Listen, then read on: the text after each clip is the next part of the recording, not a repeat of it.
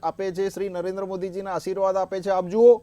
અને રાહુલ ગાંધીજીને જ્યાં જ્યાં યાત્રા નીકળે છે, અસમમાં ગયા તો ગઠબંધન તૂટ્યું, બિહારમાં ગયા તો નીતિશજી એમનાથી દૂર થયા, પશ્ચિમ બંગાળમાં ગયા તો મમતાજી ગયા, અને હજી તો આપણા ત્યાં અહીંયા ગરબાના દાહોદમાં એમનું પ્લાનિંગ ચાલી રહ્યું છે. ત્યાં સુધી તો હજી મોટા અર્જુન મોઢવાડિયાજી કદાચ મેં હમણાં જ જોયું રાજીનામું આપી દીધું છે, અમરીશ ડેર, અને એની પાછળ કદાચ મને એવું લાગે કે ગરબામાં કદાચ માત્ર રાહુલ ગાંધીજી એકલાના ગરબા ગાતા હોય મા અંબાના.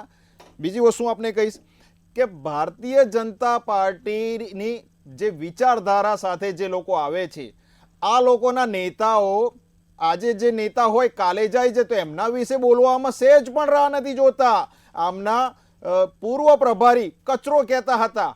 આ કચરાવાળી પાર્ટી જુઓ તમે કે જેવા નેતા જાય છે, કાર્યકર્તા જે જૂના 40-40 વર્ષ સેવા આપી હોય પાર્થભાઈ, એટલે એ પાર્ટીની નીંવ હોય, પાયો હોય, એ પાયો એ હલી ગયો છે અને સુપડા સાફ થઈ ગયા છે. મને તો એમ લાગે છે કે લોકસભાના ઇલેક્શન પહેલા રાજીવ ગાંધીના દરવાજા ઉપર તાળું ના વાગી જાય, કારણ કે આ લોકો